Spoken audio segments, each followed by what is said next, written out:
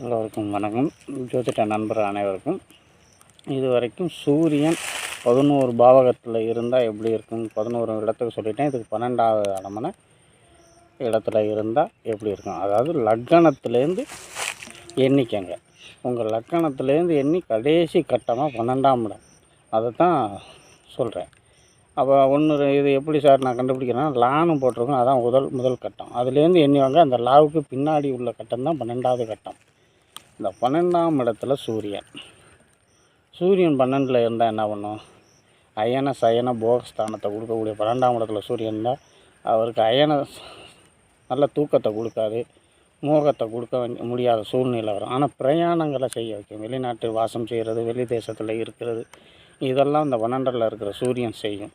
அரசாங்க வழியில் இழப்புகள், விரயங்கள், நஷ்டங்களும் வரும்.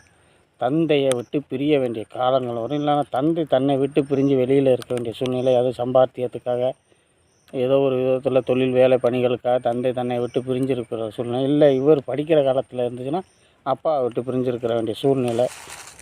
அந்த மாதிரி சூழ்நிலை தந்தை வழி சொத்துக்களை வேறு யாரோ ஒருவர் அனுபவிக்கிற மாதிரி சூழ்நிலைக்கு போயிடும். தந்தை விட்டு சொத்துக்களை அனுபவிக்க முடியாத சூழ்நிலைகள், இருக்கிறதெல்லாம் விற்க வேண்டிய சூழ்நிலை, இந்த மாதிரியெல்லாம் போயிடும். அதனால் இந்த 12ல் சூரியன் பிரயாண வழிகள் நன்மைகளை கொடுக்கும், வெளிநாட்டு வாசத்தெல்லாம் கொடுக்கும். அதே அளவுக்கு கண்கள் சம்மந்தப்பட்ட பிரச்சனைகளை கொடுக்கும்.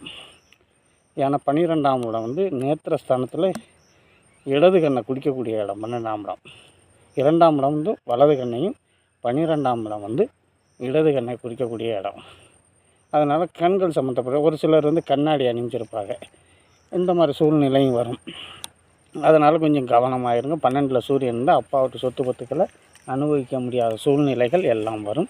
தந்தையை விட்டு பிரிய வேண்டிய சூழ்நிலையும் வரும். தேவையில்லாத வழியில் செலவினங்களும் வந்துக்கிட்டே இருக்கத்தான் செய்யும். ஆனால் வெளிநாட்டில் வெளிதேசத்தில் பணிபுரியக்கூடிய நன்மையை கொடுப்பார். வேறு இதில் அதே மாதிரி அவரோட நடத்தைகளில் கொஞ்சம் சந்தேகங்களும், ஜாதகரோட நடத்தைகளில் ஒரு சிலர் சந்தேகப்படுவாங்க. அவன் தவறாக போய் பணத்தை செலவு பண்ணுறாரா போகிறாரா அப்படிங்கிற மாதிரி எண்ணங்களும் ஒரு சிலருக்கு வரும். அந்த மாதிரியெல்லாம் போகிறதுக்கெல்லாம் வழி இல்லை. நீங்களாக அதே மாதிரி எந்த பாவகத்தோடு அவர் தொடர்பு கொள்கிறாரோ அந்த பாவக வழியாக விரயங்களையும் சந்திப்பார். ஏன்னா 12ஆம் இடம் விரயஸ்தானம், நஷ்டத்தை சந்திப்பார். அப்போ எந்த பாவகத்தோட 1ஆம் இடமா 2ஆம் இடமா 3ஆம் இடமா இந்த மாதிரி சூழ்நிலையும். அப்போ உடன் பிறந்த பிறப்பு 3ஆம் இடம்னா உடன் பிறந்த பிறப்புனால அப்பா நிறைய இழப்புகளை சந்திச்சிருவார் அப்படிங்கிற மாதிரி சூழ்நிலையும் வரும். எந்த பாவக ரீதியாக தொடர்புகள் இருக்கோ அது சம்மந்தப்பட்ட இதுக்கு தான் இழப்புகள் வரும். நன்றி.